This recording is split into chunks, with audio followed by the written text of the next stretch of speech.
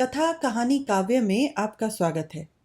कहानियों, कविताओं और व्यंग के रूप में साहित्य हमें वक्त विशेष के देश, समाज और जीवन दर्शन से अवगत कराता है।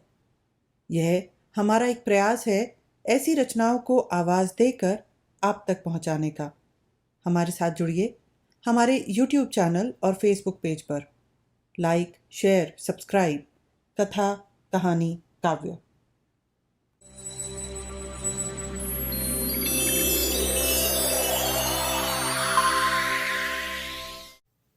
मुंशी प्रेमचंद के उपन्यास गोदान का 20वां भाग, मेरे यानी मनीषा के साथ। गोबर और झुनिया के जाने के बाद घर सुनसान रहने लगा। धनिया को बार बार मुन्नू की याद आती रहती है। बच्चे की माँ तो झुनिया थी, पर उसका पालन धनिया ही करती थी। वही उसे उपटन मलती, काजल लगाती, सुलाती और जब काम काज से अवकाश मिलता उसे प्यार करती। वात्सल्य का यह नशा ही उसकी विपत्ति को भुलाता रहता था। उसका भोला भाला मक्खन सा मुंह देखकर वह अपनी सारी चिंता भूल जाती और स्नेह में गर्व से उसका हृदय फूल उठता। वह जीवन का आधार अब न था।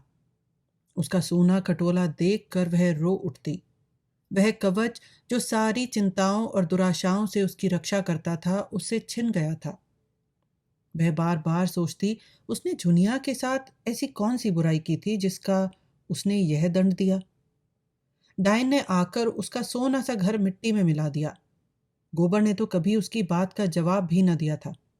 इसी रांड ने उसे फोड़ा और वहां ले जाकर न जाने कौन कौन सा नाच नचाएगी। यहां ही वह बच्चे की कौन परवाह करती थी। उसे तो अपनी मिस्सी, काजल, मांग, चोटी से ही छुट्टी नहीं मिलती। बच्चे की देखभाल क्या करेगी। बेचारा अकेला जमीन पर पड़ा रोता होगा। बेचारा एक दिन भी तो सुख से नहीं रहने पाता। कभी खांसी, कभी दस्त, कभी कुछ। यह सोच सोच कर उसे झुनिया पर क्रोध आता। गोबर के लिए अब भी उसके मन में वही ममता थी। इसी चुड़ैल ने उसे कुछ खिला पिला कर अपने वश में कर लिया। ऐसी मायाविनी ना होती तो यह टोना ही कैसे करती। कोई बात ना पूछता था। भौजाइयों की लाते खाती थी। यह भुग्गा मिल गया तो आज रानी हो गई। होरी ने चिढ़कर कहा, जब देखा तब तो झुनिया ही को दोष देती है। यह नहीं समझती कि अपना सोना खोटा तो सुनार का क्या दोष। गोबर उसे ना ले जाता तो क्या अपने आप से चली जाती। शहर का दाना पानी लगने से लौंडे की आंखें बदल गई, ऐसा क्यों नहीं समझ लेती। धनिया गरज उठी, अच्छा चुप रहो। तुम ही ने रांड को मूड पर चढ़ा रखा था, नहीं मैंने पहले ही दिन झाड़ू मारकर निकाल दिया होता। खलियान में डांठे जमा हो गई थी।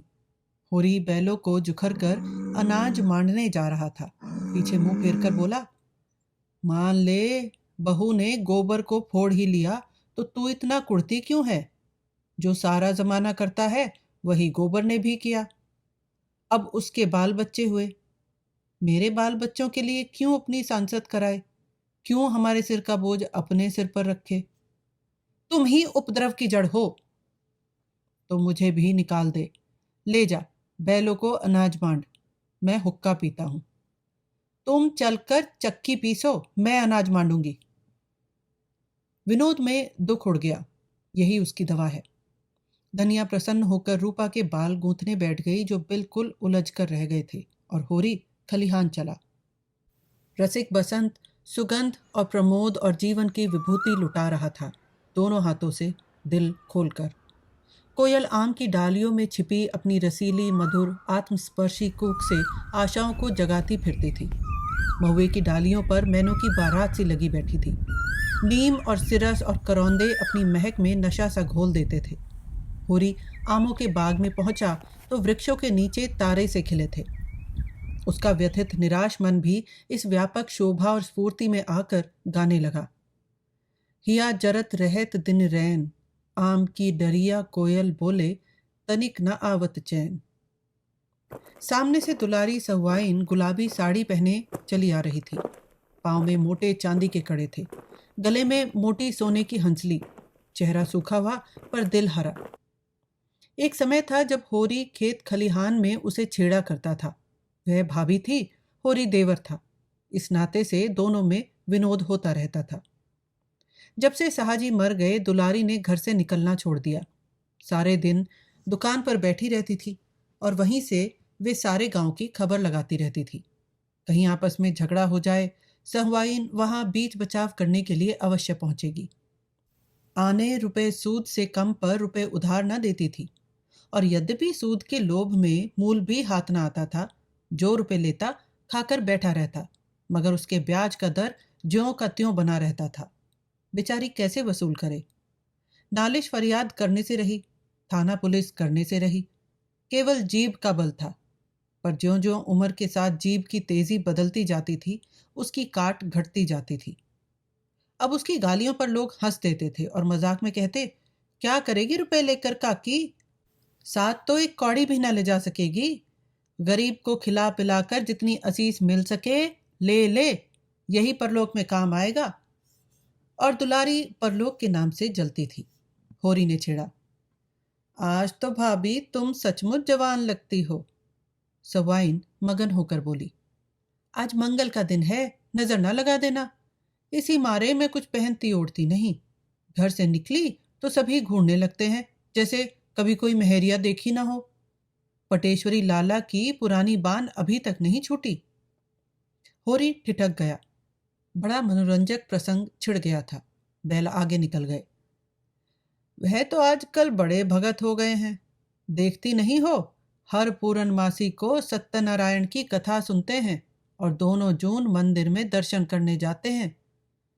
ऐसे लंपट जितने होते हैं सभी बूढ़े होकर भगत बन जाते हैं। कुकर्म का प्रायश्चित तो करना ही पड़ता है। पूछो, मैं अब बुढ़िया हुई, मुझसे क्या हंसी? तुम अभी बुढ़िया कैसे हो गई भाभी? मुझे तो अब भी।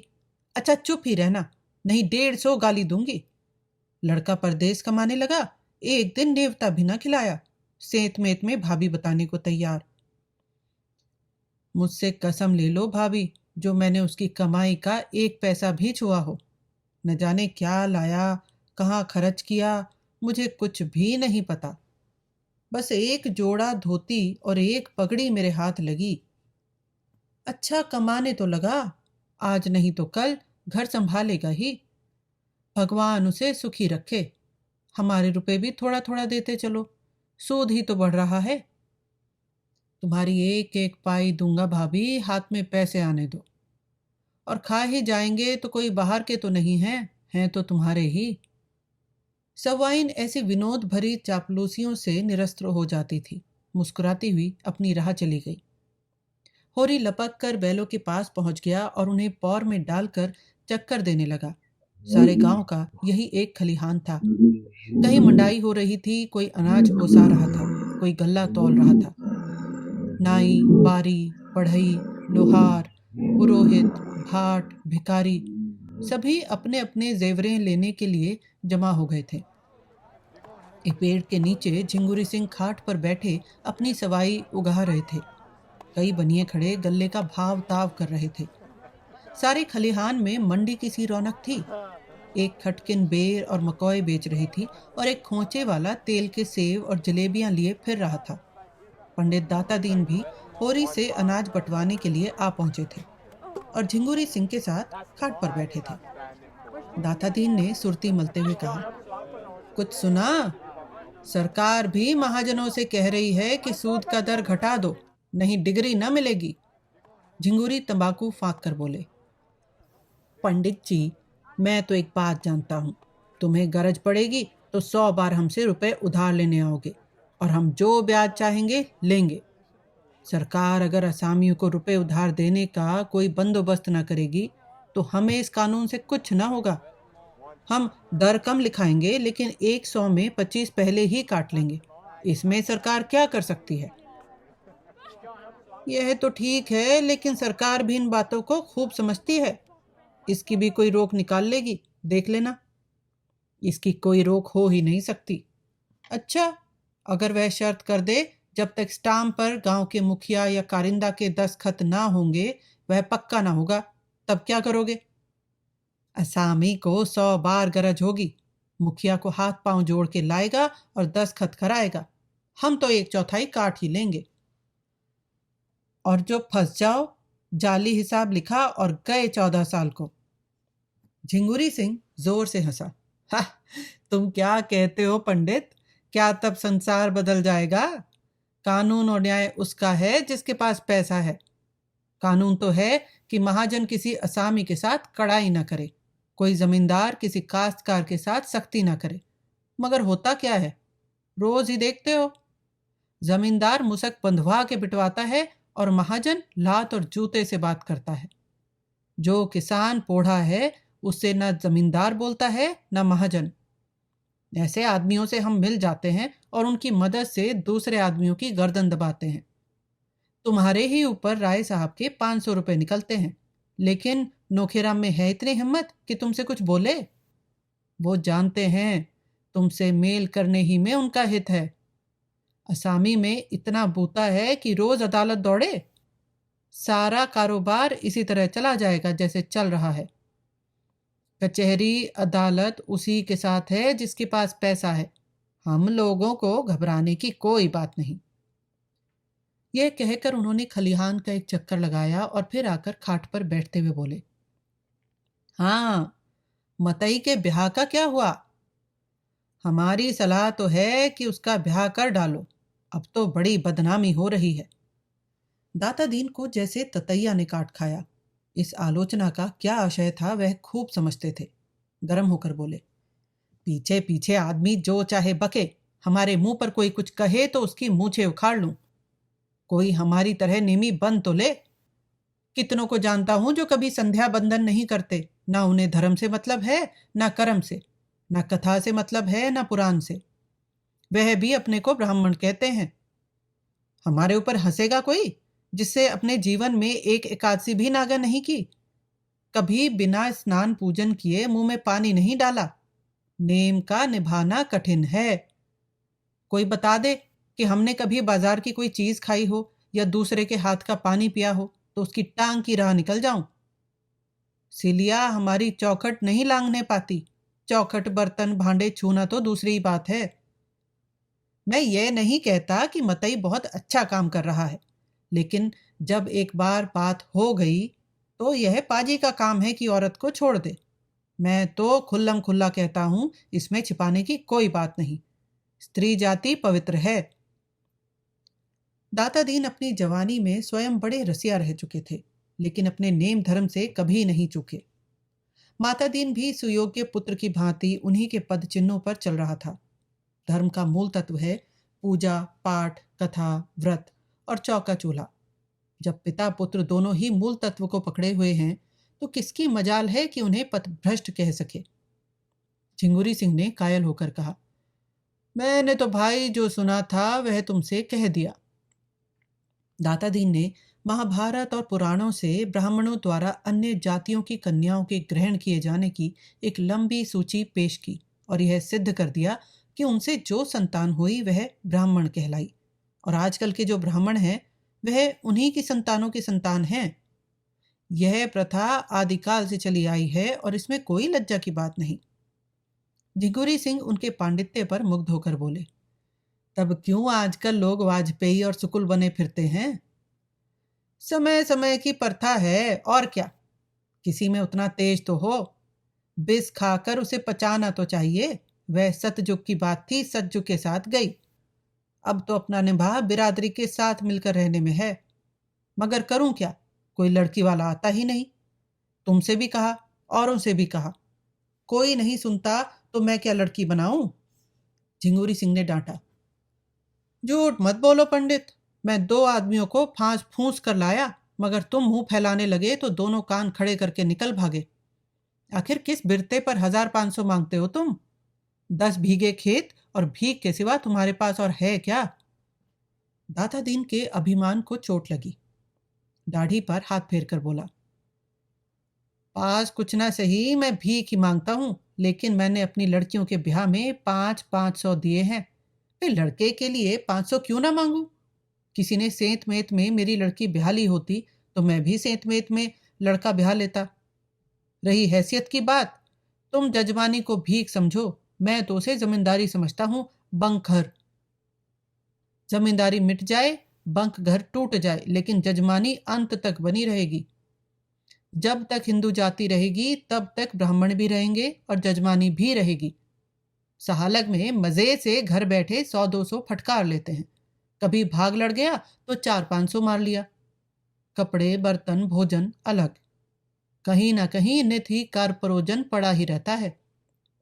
कुछ ना मिले तब भी 1-2 थाल और 2-4 आने दक्षिणा मिल ही जाते हैं। ऐसा चैन न जमींदारी में है न साहूकारी में। और फिर मेरा तो सिलिया से जितना उबार होता है उतना ब्राह्मण की कन्या से क्या होगा। वह तो बहुरिया बनी बैठी रहेगी, बहुत होगा रोटियां पका देगी। यहाँ सिलिया अकेली 3 आदमियों का काम करती है और मैं उसे रोटी के सिवा और क्या देता हूँ। बहुत हुआ तो साल में एक धोती दे दी। दूसरे दिन पेड़ के नीचे दाता दीन का निजी पैरा था। 4 बैलों से मंडाई हो रही थी। धन्ना चमार बैलों को हाँक रहा था। सिलिया पैरे से अनाज निकाल निकाल कर ओसा रही थी और माता दीन दूसरी ओर बैठा अपनी लाठी में तेल मल रहा था। सिलिया सांवली सलोनी छरहरी बालिका थी जो रूपवती न होकर भी आकर्षक थी। उसके हास में, चितवन में, अंगों के विलास में हर्ष का उन्माद था जिससे उसकी बोटी बोटी नाचती रहती थी। सिर से पांव तक भूसे के अणुओं में सनी, पसीने से तर, सिर के बाल आधे खुले वह दौड़ दौड़ कर अनाज ओसा रही थी, मानो तन मन से कोई खेल खेल रही हो। माता दीन ने कहा, आज सांझ तक नाच बाकी ना रहे सिलिया, तू थक गई हो तो मैं आऊं? सिलिया प्रसन्न मुख बोली, तुम काहे को आओगे पंडित, मैं संझा तक सब ओसा दूंगी। अच्छा, तो मैं अनाज ढो ढो कर रखाऊं, तू अकेली क्या क्या कर लेगी? तुम घबराते क्यों हो? मैं ओसा भी दूंगी, ढोकर रख भी आऊंगी। पहर रात तक यहाँ एक दाना भी ना रहेगा। दुलारी सवाइन आज अपना लहना वसूल करती फिर रही थी। सिलिया उसकी दुकान से होली के दिन 2 पैसे का गुलाबी रंग लाई थी। अभी तक पैसे न दिए थे। सिलिया के पास आकर बोली, क्यों री सिलिया, महीना भर रंग लाए हो गया, अभी तक पैसे नहीं दिए? मांगती हूं तो मटक कर चली जाती है। आज मैं बिना पैसे लिए न जाऊंगी। माता दीन चुपके से सरक गया था। सिलिया का तन और मन दोनों लेकर भी बदले में कुछ न देना चाहता था। सिलिया अब उसके निगाह में केवल काम करने की मशीन थी और कुछ नहीं। उसकी ममता को वह बड़े कौशल से नचाता रहता था। सिलिया ने आंख उठाकर देखा तो माता दीन वहां न था। बोली, चिल्लाओ मत सहुआइन, ये ले लो, 2 की जगह 4 पैसे का अनाज। अब क्या जान लेगी? मैं मरी थोड़ी जाती थी। उसने अंदाज से कोई सेर भर अनाज ढेर में से निकालकर सहुआइन के फैले हुए आंचल में डाल दिया। उसी वक्त माता दीन पेड़ की आड़ से झलाया हुआ निकला और सहुआइन का आंचल पकड़कर बोला, अनाज सीधे से रख दो सहुआइन, लूट नहीं है। फिर उसने लाल लाल आंखों से सिलिया को देखकर डांटा, तूने अनाज क्यों दे दिया? किससे पूछ कर दिया? तू कौन होती है मेरा अनाज देने वाली? सहुआइन ने अनाज ढेर में डाल दिया और सिलिया हक्का बक्का होकर माता दीन का मुंह देखने लगी। ऐसा जान पड़ता था जिस डाल पर वह निश्चिंत बैठी हुई थी वह टूट गई और अब वह निराधार नीचे गिरी जा रही है। खिसियाए हुए मुंह से आंखों में आंसू भरकर सहुआइन से बोली, तुम्हारे पैसे मैं फिर दे दूंगी सहुआइन, आज मुझ पर दया करो। सहुआइन ने उसे दयार्द नेत्रों से देखा और माता दीन को धिक्कार भरी आंखों से देखती हुई चली गई। तब सिलिया ने अनाज ओसाते हुए आहत गर्व से पूछा, तुम्हारी चीज में मेरा कुछ अख्तियार नहीं है? माता दीन आंखें निकालकर बोला, नहीं, तुझे कोई अख्तियार नहीं है। काम करती है, खाती है, जो तू चाहे कि खा भी लुटा भी तो यह यहां ना होगा। अगर तुझे यहां न पड़ता हो कहीं और जाकर काम कर। मजूरों की कमी नहीं है, सेंत में नहीं लेते, खाना कपड़ा देते हैं। सिलिया ने उस पक्षी की भांति जिसे मालिक ने पर काटकर पिंजरे से निकाल दिया हो माता दीन की ओर देखा। उस चितवन में वेदना अधिक थी या भर्त्सना, यह कहना कठिन है, पर उसी पक्षी की भांति उसका मन फड़फड़ा रहा था और ऊंची डाल पर उन्मुक्त वायुमंडल में उड़ने की शक्ति न पाकर उसी पिंजरे में जा बैठना चाहता था चाहे उसे बेदाना, बेपानी, पिंजरे की तीलियों से सिर टकराकर मर ही क्यों न जाना पड़े। सिलिया सोच रही थी, अब उसके लिए कौन सा ठौर है। वह ब्याहता न होकर भी संस्कार में और व्यवहार में और मनोभावना में ब्याहता थी, और अब माता दीन चाहे उसे मारे या काटे, उसे दूसरा आश्रय नहीं है, दूसरा अवलंब नहीं है। उसे वह दिन याद आए, और अभी 2 साल भी तो नहीं हुए जब यही माता दीन उसके तलवे सहलाता था, जब उसने जनेऊ हाथ में लेकर कहा था, सिलिया, जब तक दम में दम है तुझे ब्याहता की तरह रखूंगा। जब वह प्रेमातुर होकर हार में और बाग में और नदी के तट पर उसके पीछे पीछे पागलों की भांति फिरा करता था, और आज उसका यह निष्ठुर व्यवहार, मुट्ठी भर अनाज के लिए उसका पानी उतार दिया। उसने कोई जवाब न दिया। कंठ में नमक के एक डले का सा अनुभव करती हुई आहत हृदय और शिथिल हाथों से फिर काम करने लगी। उसी वक्त उसकी माँ, बाप, दोनों भाई और कई अन्य चमारों में न जाने किधर से आकर माता दीन को घेर लिया। सिलिया की माँ ने आते ही उसके हाथ से अनाज की टोकरी छीनकर फेंक दी और गाली देकर बोली, रांड, जब तुझे मजदूरी ही करनी थी तो घर की मजूरी छोड़कर यहाँ क्या करने आई? जब ब्राह्मण के साथ रहती है तो ब्राह्मण की तरह रहे। सारी बिरादरी की नाक कटवा कर भी चमारिन ही बनना था तो यहाँ क्या घी का लोंदा लेने आई थी? चुल्लू भर पानी में डूब नहीं मरती। झिंगुरी सिंह और दाता दीन दोनों दौड़े और चमारों के बदले हुए तेवर देखकर उन्हें शांत करने की चेष्टा करने लगे। झिंगुरी सिंह ने सिलिया के बाप से पूछा, क्या बात है चौधरी, किस बात का झगड़ा है? सिलिया का बापू हरखू 60 साल का बूढ़ा था, काला, दुबला, सूखी मिर्च की तरह पिचका हुआ पर उतना ही तीक्ष्ण। बोला, झगड़ा कुछ नहीं है ठाकुर, हम आज या तो माता दीन को चमार बना के छोड़ेंगे या उनका और अपना रकत एक कर लेंगे। सिलिया कन्या जात है, किसी ना किसी के घर जाएगी ही। इस पर हमें कुछ नहीं कहना है, मगर उसे जो कोई भी रखे हमारा होकर रहे। तुम हमें ब्राह्मण नहीं बना सकते, मुदा हम तुम्हें चमार बना सकते हैं। हमें ब्राह्मण बना दो, हमारी सारी बिरादरी बनने को तैयार है। जब यह समर्थ नहीं है तो फिर तुम भी चमार बनो, हमारे साथ खाओ पियो, हमारे साथ उठो बैठो, हमारी इज्जत लेते हो और अपना धर्म हमें दो। दाता दीन ने लाठी फटकार कर कहा, मुंह संभाल कर बातें कर हरखुआ, तेरी बिटिया वह खड़ी है, ले जा यहां से। हमने उसे बांध नहीं रखा है। काम करती थी, मजूरी लेती थी, यहां मजूरों की कमी नहीं है। सिलिया की मां उंगली चमका कर बोली, वाह वाह पंडित, खूब नियाव करते हो। तुम्हारी लड़की किसी चमार के साथ निकल गई होती तो तुम इस तरह की बातें करते तो देखती। हम चमार हैं इसलिए हमारी कोई इज्जत ही नहीं। हम सिलिया को अकेले न लेकर जाएंगे, उसके साथ माता दीन को भी ले जाएंगे, जिसने उसकी इज्जत बिगाड़ी है। तुम बड़े नेमी धर्मी हो, उसके साथ सोओगे लेकिन उसके हाथ का पानी ना पियोगे। यही चुड़ैल है कि यह सब सहती है। मैं तो ऐसे आदमी को माहुर दे देती। हरखू ने अपने साथियों को ललकारा, सुन ली इन लोगों की बात की नहीं? अब क्या खड़े मुंह ताकते हो?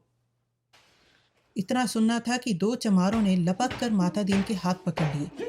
तीसरे ने झपट कर उसका जनेऊ तोड़ डाला, और इससे पहले कि दाता दीन और झिंगुरी सिंह अपनी अपनी लाठी संभाल सकें, 2 चमारों ने माता दीन के मुंह में एक बड़ी सी हड्डी का टुकड़ा डाल दिया। माता दीन ने दांत जकड़ लिए, फिर भी वह घिनौनी वस्तु उसके होठों में तो लग ही गई। उन्हें मतली हुई और मुंह आप से आप खुल गया और हड्डी कंठ तक जा पहुंची। इतने में खलिहान के सारे आदमी जमा हो गए, और आश्चर्य यह है कि कोई इन धर्म के लुटेरों से मुजाहिम न हुआ। माता दीन का व्यवहार सभी को नापसंद था। वह गांव की बहु बेटियों को घूरा करता था, इसलिए मन में सभी उसकी दुर्गति से प्रसन्न थे। हाँ, ऊपरी मन से लोग चमारों पर रौब जमा रहे थे। होरी ने कहा, अच्छा अब बहुत हुआ हरखू, भला चाहते हो तो यहां से चले जाओ। हरखू ने निडरता से उत्तर दिया, तुम्हारे घर में भी लड़कियां हैं होरी में, तो इतना समझ लो। इस तरह गांव की मर्जाद बिगड़ने लगी तो किसी की आबरू न बचेगी। एक क्षण में शत्रु पर पूरी विजय पाकर आक्रमणकारियों ने वहां से टल जाना ही उचित समझा। जनमत बदलते देर नहीं लगती, उससे बचे रहना ही अच्छा है। माता दीन कह कर रहा था। दाता दीन ने उसकी पीठ सहलाते हुए कहा, एक एक को 5-5 साल के लिए ना भिजवाया तो कहना, 5-5 साल तक चक्की पिसवाऊंगा। हरखू ने हेकड़ी के साथ जवाब दिया, इसका यहाँ कोई गम नहीं। कौन तुम्हारी तरह बैठे मौज करते हैं? जहां काम करेंगे वहीं आधा पेट दाना मिल जाएगा। माता दीन कह कर चुकने के बाद निर्जीव सा जमीन पर लेट गया, मानो कमर टूट गई हो, मानो डूब मरने के लिए चुल्लू भर पानी खोज रहा हो। जिस मर्यादा के बल पर उसकी रसिकता और घमंड और पुरुषार्थ अकड़ता फिरता था, वह मिट चुकी थी। उस हड्डी के टुकड़े ने उसके मुंह को ही नहीं, उसकी आत्मा को भी अपवित्र कर दिया था। उसका धर्म इसी खान पान छूत विचार पर टिका हुआ था। आज उस धर्म की जड़ कट गई थी। अब वह लाख प्रायश्चित करे, लाख गोबर खाए और गंगा जल पिए, लाख दान पुण्य और तीर्थ व्रत करे, उसका मरा हुआ धर्म जी नहीं सकता। अगर अकेले की बात होती तो छिपा ली जाती, यहां तो सबके सामने उसका धर्म लुटा। अब उसका सिर हमेशा के लिए नीचा हो गया। आज से वह अपने ही घर में अछूत समझा जाएगा। उसकी स्नेहमयी माता भी उससे घृणा करेगी और संसार से धर्म का ऐसा लोप हो गया कि इतने आदमी केवल खड़े तमाशा देखते रहे, किसी ने चूं तक न की। एक क्षण पहले जो लोग उसे देखते ही पालागन करते थे, अब उसे देखकर मुंह फेर लेंगे। वह किसी मंदिर में भी न जा सकेगा, न किसी के बर्तन भांडे छू सकेगा। और यह सब हुआ इस अभागिन सिलिया के कारण। सिलिया जहां अनाज ओसा रही थी, वहीं सिर झुकाए खड़ी थी, मानो यह उसी की दुर्गति हो रही है। सहसा उसकी मां ने आकर डांटा, खड़ी ताकती क्या है? चल सीधे घर, नहीं बोटी बोटी काट डालूंगी। बाप दादा का नाम तो खूब उजागर कर चुकी, अब क्या करने पर लगी है? सिलिया मूर्तिवत खड़ी रही। माता पिता और भाइयों पर उसे क्रोध आ रहा था। यह लोग क्यों उसके बीच में बोलते हैं? वह जैसे चाहती है रहती है, दूसरों से क्या मतलब? कहते हैं यहां तेरा अपमान होता है, तब क्या कोई ब्राह्मण उसका पकाया खा लेगा? उसके हाथ का पानी पी लेगा? अभी जरा देर पहले उसका मन दाता दीन के निष्ठुर व्यवहार से खिन्न हो रहा था, पर अपने घर वालों और बिरादरी के इस अत्याचार ने उस विराग को प्रचंड अनुराग का रूप दे दिया। विद्रोह भरे मन से बोली, मैं कहीं ना जाऊंगी। तू क्या यहां भी मुझे जीने न देगी? बुढ़िया कर्कश स्वर में बोली, तू ना चलेगी? नहीं। चल सीधे से। नहीं जाती। तुरंत दोनों भाइयों ने उसके हाथ पकड़ लिया और उसे घसीटते हुए ले चले। सिलिया जमीन पर बैठ गई। भाइयों ने इस पर भी न छोड़ा, घसीटते ही रहे।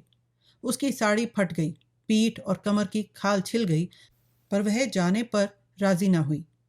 तब हरखू ने लड़कों से कहा, अच्छा अब इसे छोड़ दो, समझ लेंगे मर गई, मगर अब जो कभी मेरे द्वार पर आई तो लहू पी जाऊंगा। सिलिया जान पर खेलकर बोली, हाँ, जब तुम्हारे द्वार पर जाऊं तो पी लेना।